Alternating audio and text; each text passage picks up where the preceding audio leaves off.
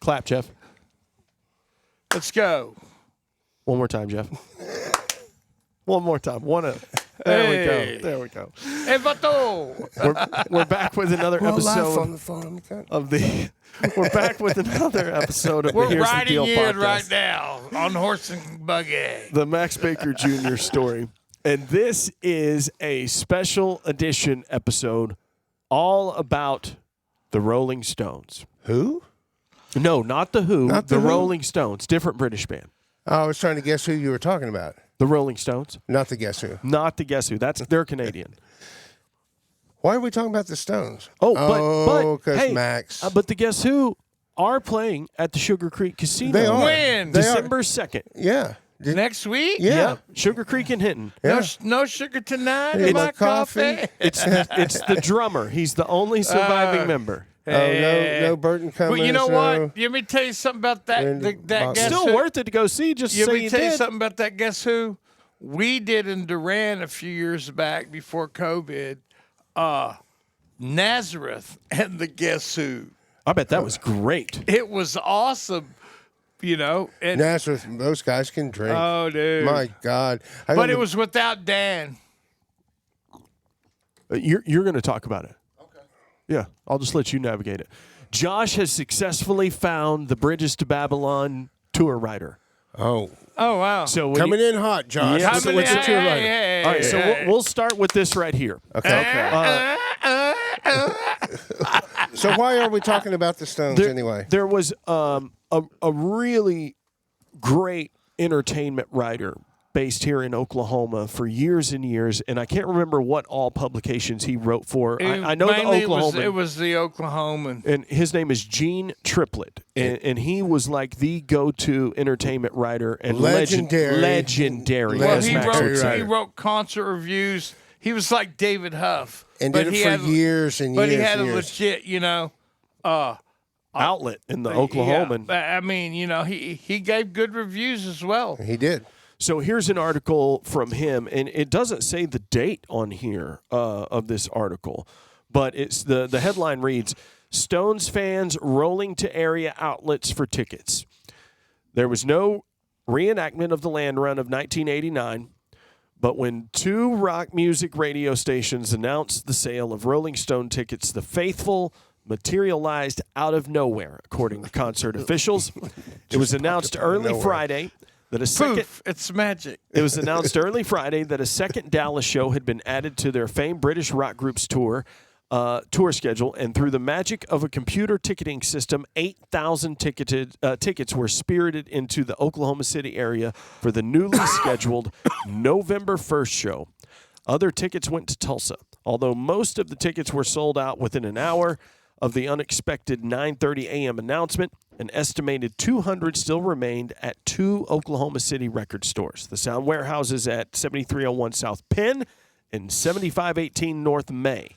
North side, south side. Right? Jim Dunn, assistant director of Lloyd Noble Ticket Sales, Jimmy Dunn. said 3,000. Hero Jimmy Dunn. He said Rest in 3,000 peace. tickets were sold at the Norman box office, and 2,500 were distributed to each of the two record stores.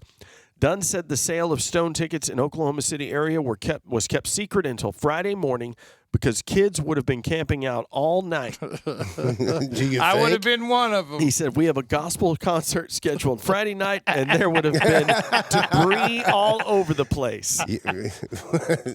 See, Jimmy had been Jimmy there. knew. Hey, Jimmy knew what was Jimmy going knew on. the building, man. I mean, listen, Jim Dunn. Hey, he was there when Elvis played there. Hey, Dunn he added, let us camp out in there, Jimmy was and cool. he gave me the list to run. Dunn added that the announcement of local ticket sales to the newly scheduled November 1st Stones concert was withheld until Friday morning to curb the ticket scalping problem as well. Scalpers could have had their cronies sleeping out front all night. They could have cronies, bought up does it use the word 200 tickets or cronies? more. Bullshit. Does it say cronies? Yes. Oh, wow. Yes. Wow. Yes. Gene went there with it, huh? Cronies. Cronies. Had their cronies. That's funny. That's funny. Wow. Quotations. That's the way the promoters wanted to do it.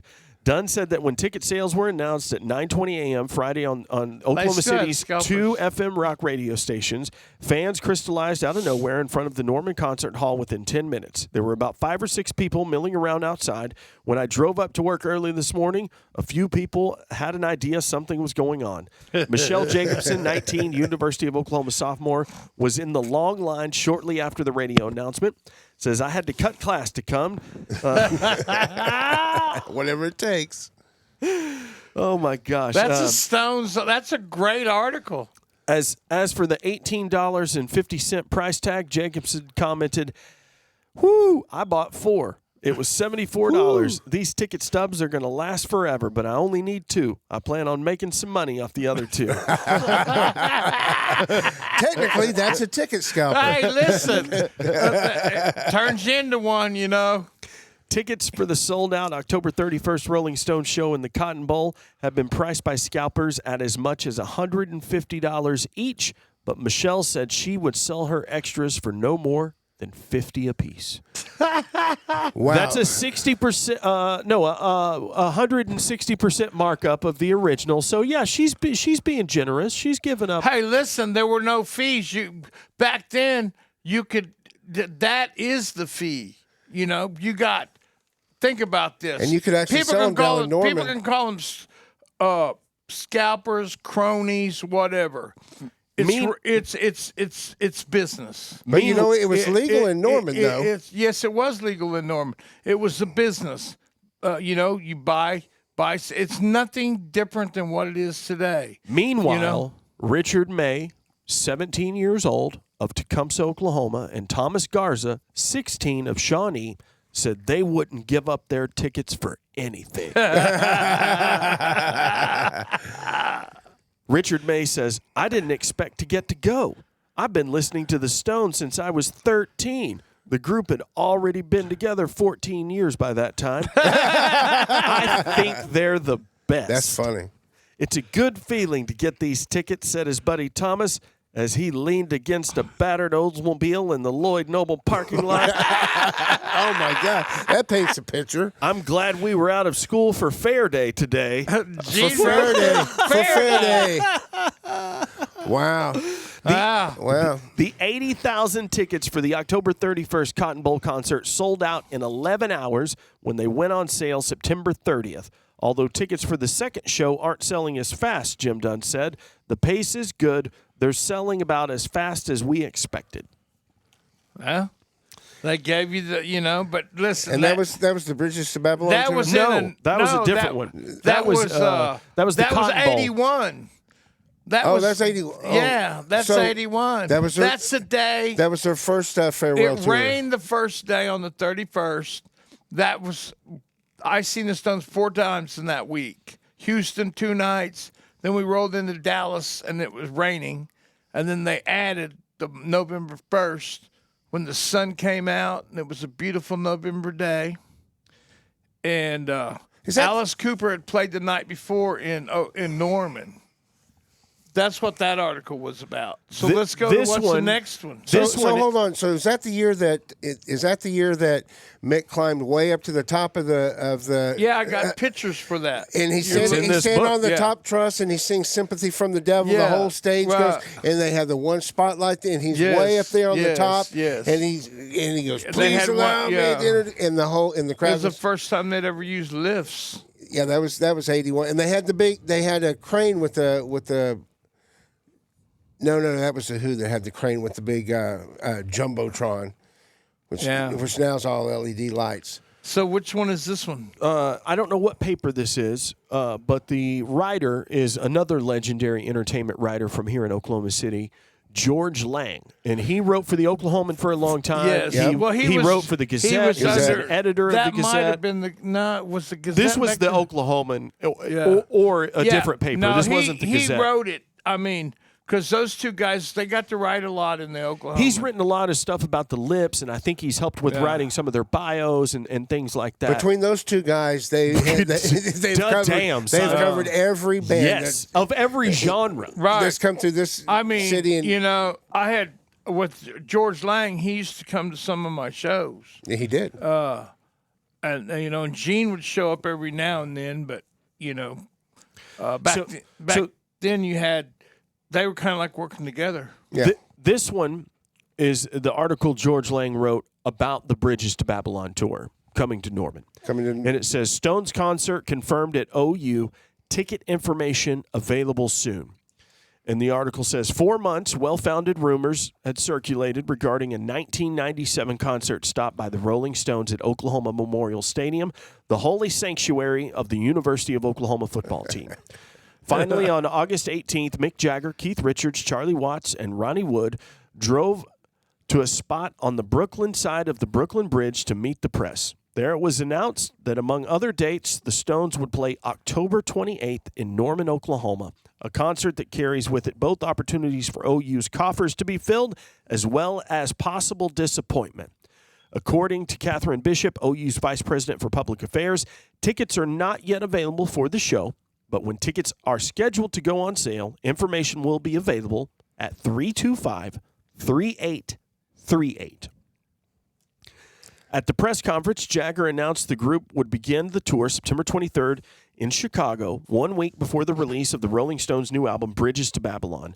It was produced by Don Was and the Dust Brothers. Before the unruly crowd of journalists could ask the personal question about Stones' tours, Jagger beat them to it. He said, when I was very, very young, before I got involved in music, I fancied myself being a very tough, original, investigative journalist.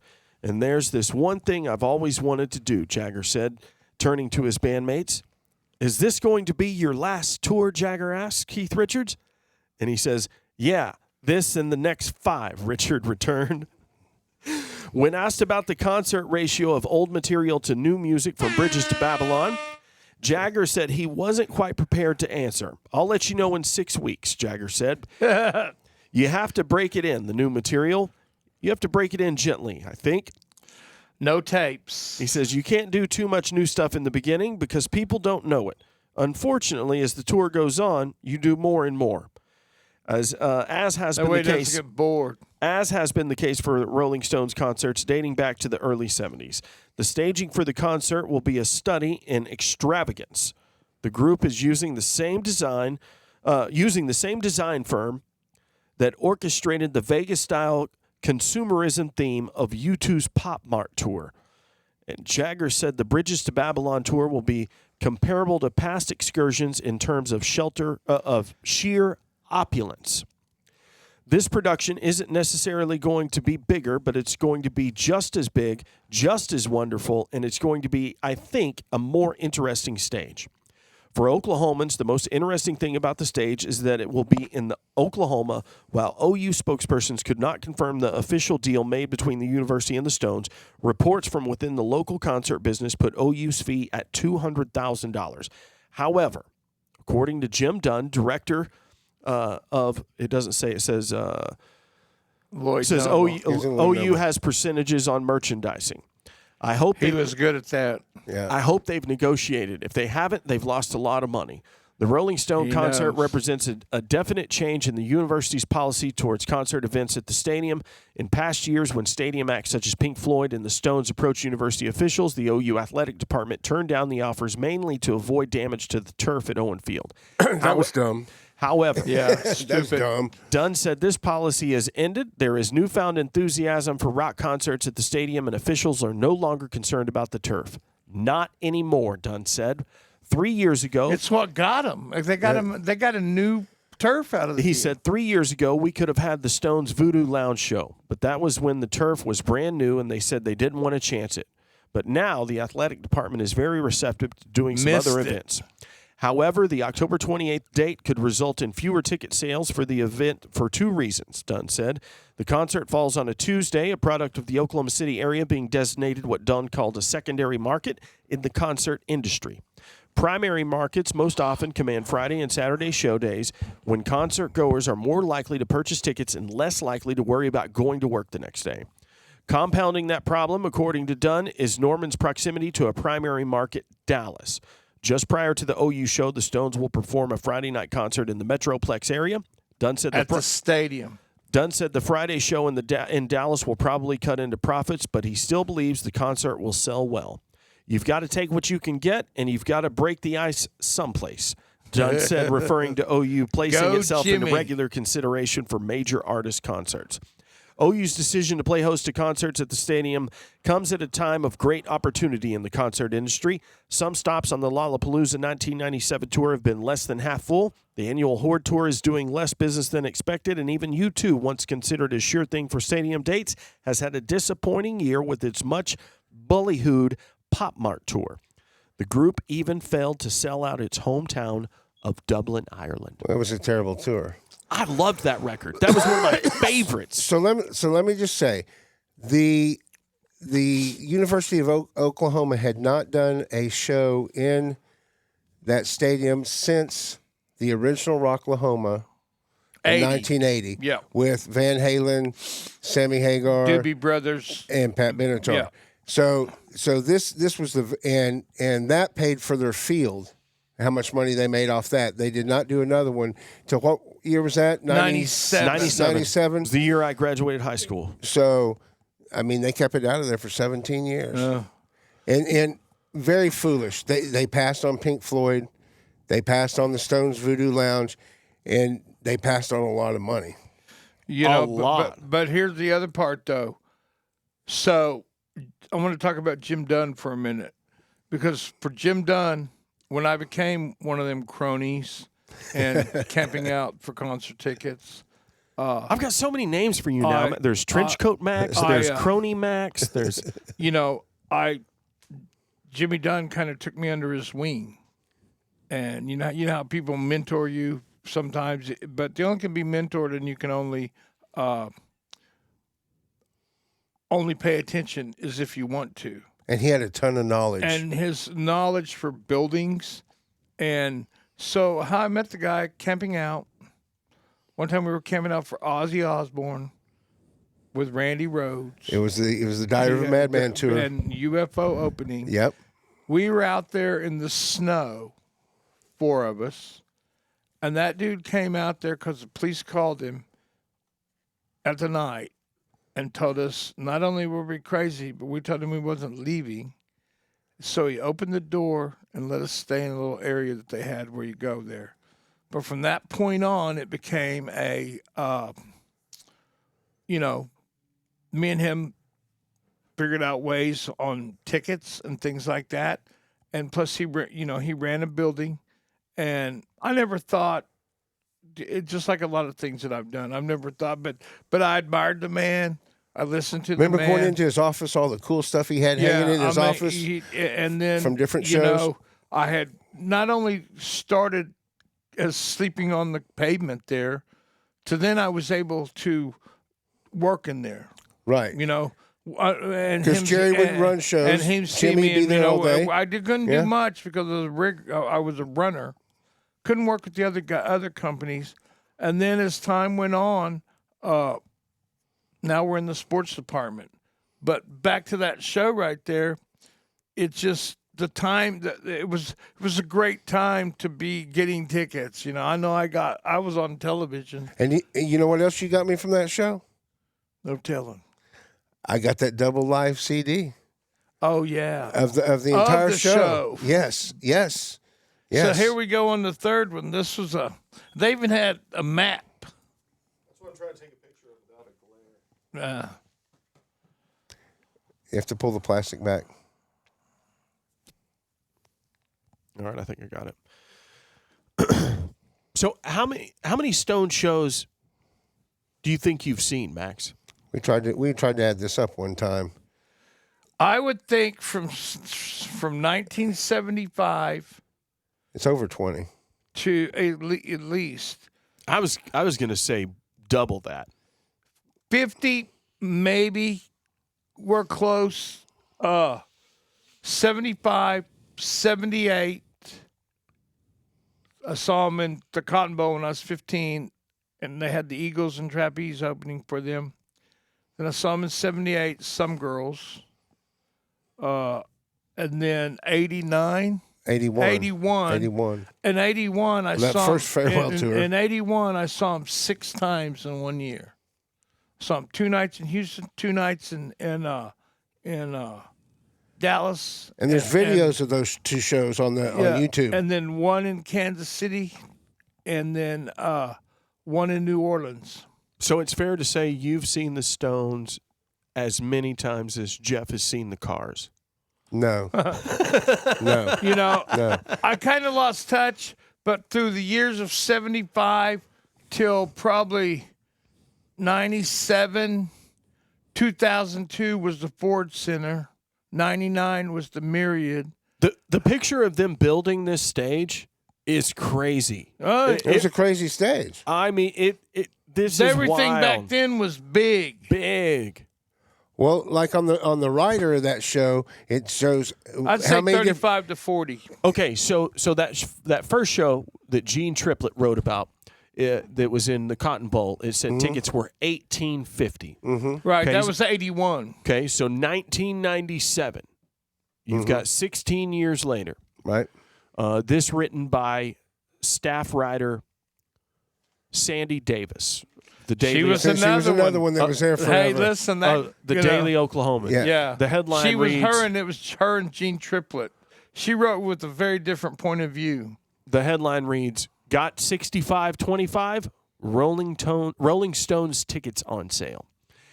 If you waited until the last minute to buy your tickets for tonight's Rolling Stones concert at the University of Oklahoma, you're in luck. Concert promoters are releasing about 1,000 choice tickets on the sides of Oklahoma Memorial Stadium for tonight's show, which will start at 7:30 p.m.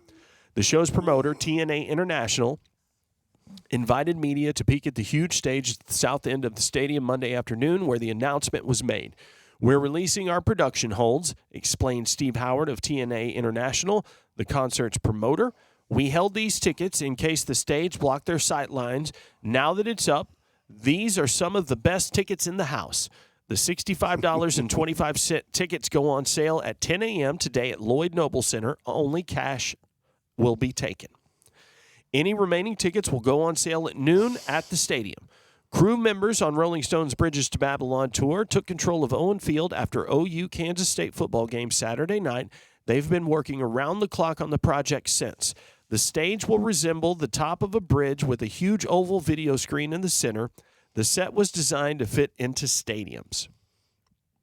And there's a secondary stage out in the middle. The whole tour has 32 semi-trucks and 10 crew buses. Despite earlier reports that the Rolling Stones themselves wouldn't stay in Oklahoma City, they arrived late Sunday night at an Oklahoma City hotel and have been keeping a low profile before tonight's show, Waterford. I met them. which will be opened by Sheryl Crow. They'll travel to Owen Field this afternoon to do interviews, and they may or may not do a sound check this afternoon. Always do a sound check. They don't do one every day, Barry explained. If it don't need fixing, why fix it? That's their They motto. do a line check, not a sound check. Though this is the first show the Stones have played in Norman, it's not the first time they tried to book the stadium. We tried to play here for the 1994 They Voodoo really Lounge tour, kept this, dude. They were bugging that one. but we couldn't get the date. We don't know why, Howard Yeah, said. they do. Steve Owens wanted the show, and he has been very accommodating to us. Owens walked onto the covered grass at the football field to make some last-minute arrangements with Howard about getting the Rolling Stones some OU football jerseys. I got a picture of him signed. I've got the same picture, signed, framed, hanging on my wall. Let me tell you where I got that picture. That's where I've seen it. Yep. I thought it was Max's I had- house. I was trying to picture it. It's my house. I had my cousin, Siani. I was in the hospital, and I saw that, and tracked this girl down, and she went and got it for me. It says... Wow, she wrote that in there, huh? The members of the Rolling Stones, Mick Jagger, Keith Richards, Ron Wood, and Charlie Watts, will be backed by 9 other musicians for the show. Other things are planned, but the promoter said he didn't want to spoil the surprise. Fans driving from Oklahoma City to the show are advised to leave early and to take alternate routes. The alternate routes include Western, Sunny Lane, or Sooner Road rather than Interstate 35. Ticket holders also can park at the Lloyd Noble Center and pay $2 for a round-trip tram ticket that will stop close to the stadium. Stones fans might want to bring some extra cash to take home some of the 100 logo items for sale at the show. Yeah, a lot of extra cash. 100. Unbelievable. So that was cool because that was the one that had that secondary stage, and then the bridge shot out of the front of the stage and landed on that second stage, and they went out there and played a set of like their old time stuff, like early Stone stuff. So, all right. So the headline on this USA Today article. This was a national article in USA Today. The headline reads, "Too old to rock and roll?" ? Vowing not to bow out gracefully. Mick and company jam on after 35 years. 35 years. Ooh. They've almost doubled that. The secondary headline says, "This could be the last time. Don't count on it." yeah. Yeah. And here we are in 2023, where in 2024, they are still touring, still selling out stadiums, and still one of the breaking records. highest grossing artists of all time. Well, Mick just had a kid, buddy. Of course they are. Another kid to support. here's what you gotta remember about the Stones. So what we just did is took a history lesson on it, a little Oklahoma history lesson. But as you read this, as you talk about it, from there we are to flash to today. You've got a band that's been together 62 years now. Not only did they announce a tour, normally it was 14 with Charlie. They're up to 20 this summer, spring, summer. And they're 80 years old. So 31 studio albums, 13 live records, 28 compilation records, 51 video albums, 77 music videos, Damn. 3 EPs, 122 singles, how many bootlegs? 14 box sets, Really? 17 reissued box sets, 22 official bootlegs, There's more than that. and 2 Isn't that an video box oxymoron? sets. What, that's a lot. Official bootleg is an Yeah. oxymoron. Oh, Yeah. Max, you got to tell everybody about this when you saw the Stones in the desert, who all they played with. So, but no, back to this thing, so here I am. Where do you get inspiration? What has always driven Max Baker Jr. to excel, to get into his feelings? And, all the discographies you just said about the Rolling Stones, this has been my life, It don't matter where I'm at, what hospital bed on, how down in the dumps, or how great it is. The Stones have got me through all of it. And so now you fast forward to 2024, but like Jeff said, the past, I've seen him in Paris, France. I've seen him in the desert with Bob Dylan, Wasn't Paul McCartney there? McCartney, Yeah. Neil Young, The Who, and Roger Waters before he went wacko. And You brought me a shirt. There, I've seen him. You did fly to Paris to see him, didn't you? All over, yes. And not only did I fly to Paris to see them, but my friend Dave we scored some friends and family passes, because the Stones have many rooms that are backstage.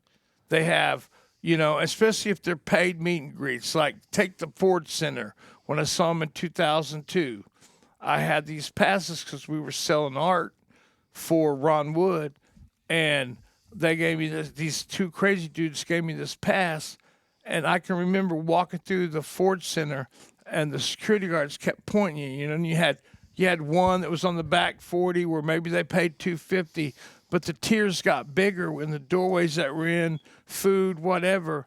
And so, but mine, they said, kept going. And I go all the way to the Pipe and Drape. And I open the Pipe and Drape, because it says, "You're in there." And I can remember walking in there and opening the Pipe and Drape and stepping on Mick Jagger's That's why he's got a limp now, man. And I You gave him Deion Oh, Sanders yeah, tone. Max. And so there went my whole bomb of talking. But then, That was a no security tour, wasn't it? no, it was a bigger bang. What you should have done is but- you should but- have leaned in and said, "You want to meet the band?" But where I mean, it was the most elaborate backstage I'd ever seen. Snooker tables, games, How were the hors d'oeuvres? liquor bar, food of different sorts. How were the hors d'oeuvres? The hors d'oeuvres are great, but my seat, I got to sit at the Keith Richards table where he came out, and him and his buddy, who was wearing the same scarf as him, they did some timing together. They had medicine to take. They did some time together? No, they had medicine to take, and they were synchronizing it.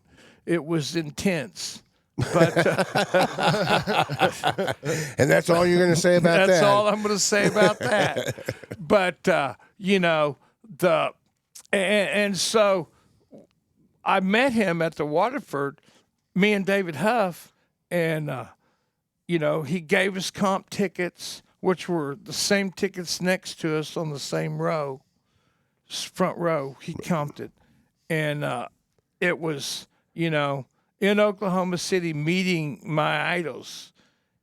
But then fast forward to Paris, and meeting people there. There was, I met. You the said dude- people were rude there, and they hated Well- hated handicapped people. Is that true? That was, everywhere I went, dude. Paris wasn't designed for handicapped people. Well, they it don't was like not, Amer- no, it was not. And they don't like But I Americans did get anyway. to go to that cathedral before it burnt down, which was incredible. Notre Dame. Well, that's really cool. The other time, I got a friend, Ron. I'm going to call him Rocker Ron, wherever you are. I hope you listen to this because he's my Stones buddy. He's my concert buddy. I met him through my friend David Huff, and the guy can do anything. Anything. So, but Ticket-wise. with Ron, I've been able to see how they're, what do they call it? The motorcade. I saw how they roll their motorcade in New Orleans. It's quite a feast, cars going everywhere. Out of every Rolling Stone show that you've seen, which one was your favorite? All of them. No, you got to pick one. I can't because everyone is different. The stages are different. The performances are different. The songs are different. The people that I go with are different. Because the two that I would think it would have either been the desert or Paris. No, I mean, it's Paris was something I'll never forget, and Paris was something that my dear friend David Brown and Annabelle Brandt, who went with me, is kind of like my helper. It was really the time, the time of their life. The Eiffel Tower in the rain, the whole atmosphere was good. The songs were good. I would have to say, though, you're probably right for Paris because that's where Mick Jagger's daughter, Lizzie Jagger, kissed me. Oh, yeah? I bet she's fine, too. She picked you out of the crowd? And No, she was like dancing with me. Well, because listen, I was in Paris, France, letting it go.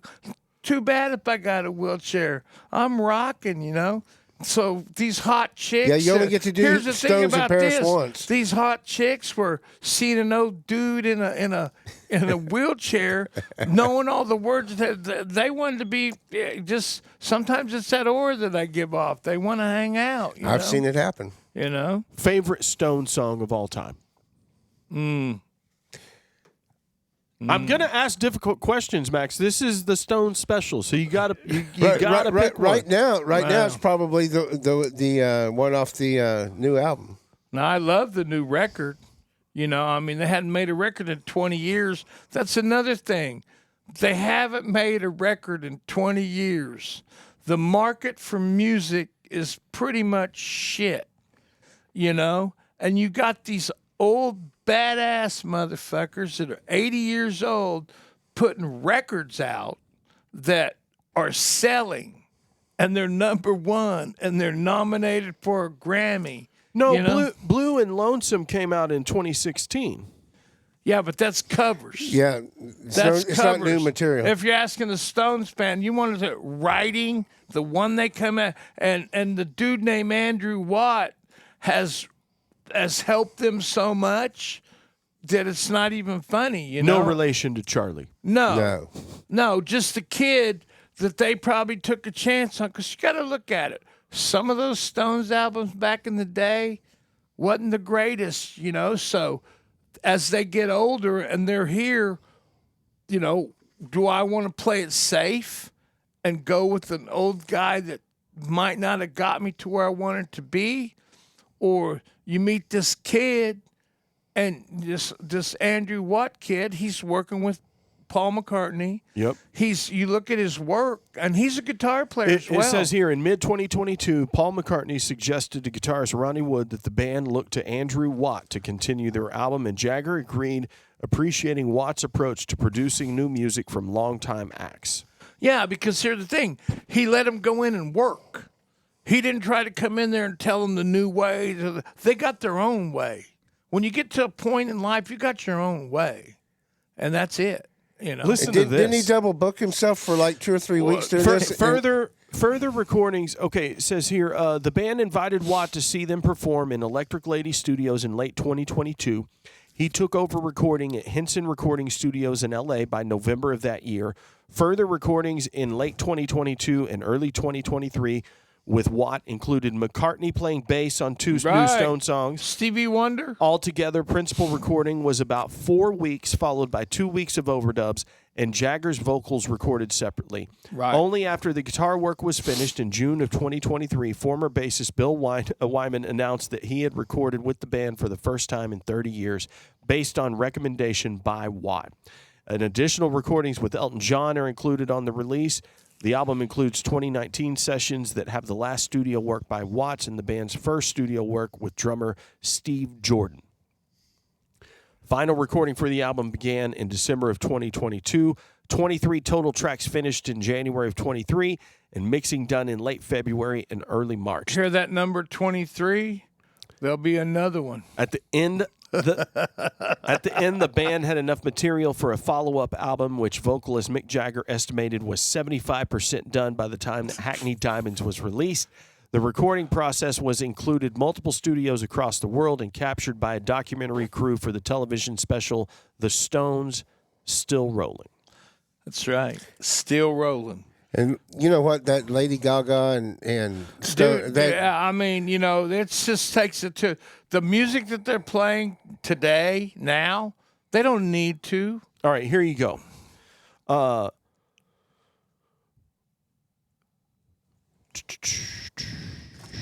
You say here you go. Elton John played piano on Get Close and Live by the Sword. Right. Steve Jordan played drums. Jason King played saxophone. Lady Gaga vocals on Sweet Sounds of Heaven. Paul McCartney bass on Bite My Head Off.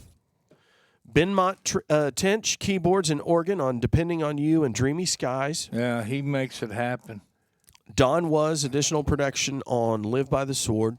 Andrew Watt bass guitar, percussion, keyboards, backing vocals, string arrangement, mixing on Rolling Stone Blues.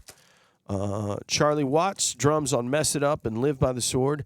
Stevie Wonder, keyboards and piano on Sweet Sounds of Heaven, and Bill Wyman, bass guitar on Live by the Sword. So that's a pretty remarkable group of players. Yeah,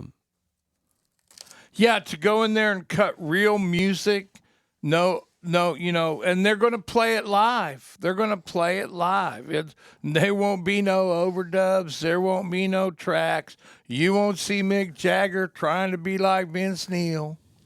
You know, and you and I agree on how we want to see the tour end, where we want to see it end. Right.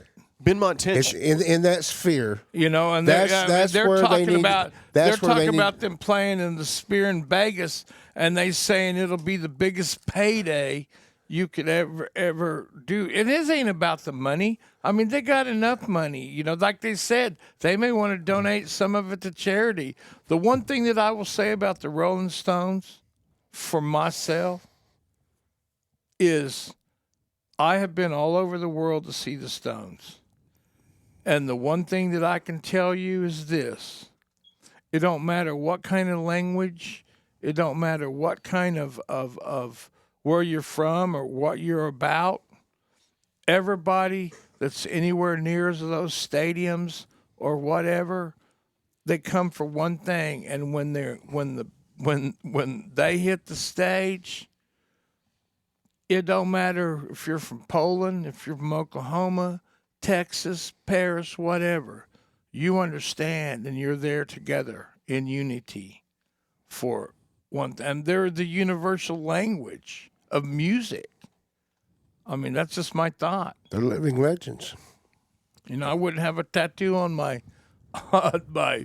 forearm if I didn't believe it. You wouldn't have the Legos. Yeah. What's the Rolling Stones connection to Oklahoma music?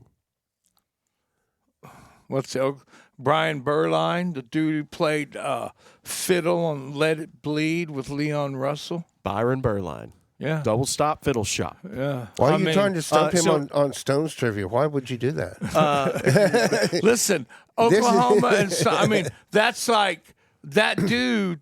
He did country honk. Yes. You know. So Byron Berline was. I would have liked to have met that dude. He was very, very nice. Very nice guy. It was suggested by Graham Parsons that they hire Byron Berline to play fiddle on this version. If Graham Parsons told you that and you didn't do it, then then you just for whatever don't get it. for whatever reason, people want to say he wasn't alive very long, but he must have had a soul that just came at the right time for the Stones, or music in himself. Too bad that, they all checked out running fast and putting it in your arm or whatever the case may be. But it's because Graham Parsons has created such different styles in music. Absolutely. I mean, with the Flying Burrito Brothers, there wouldn't be the Eagles. Right. There wouldn't be Poco, Then you flip over his influence on honky tonk and the Stones, and just all that little. Could you imagine? There may not be a cross Canadian ragweed. Correct. I mean, the avenue that he went down was just. That's one of the records I didn't get. Somebody has found a recording of Graham Parsons playing at his club, and that was one of the finds on Record Store Day. Oh, wow. I didn't make that. We'll have to look for that one. I'll find it. Well, that's where we will end this episode of the Here's the Deal Go see podcast. the Stones 2024. And if you see me there, don't be afraid to speak to me because I'm going to be in a different element. What's the first date we're going to see? April 28th, Houston, Texas, NRG Stadium. It'll be the closest they come to Oklahoma City, or Denver in June, Chicago in June. Soldier Field? Yes. It's only going to last 2 nights. They haven't announced the second one yet. But it's only going to last 20 cities. And, everybody says it's their last time. It ain't over.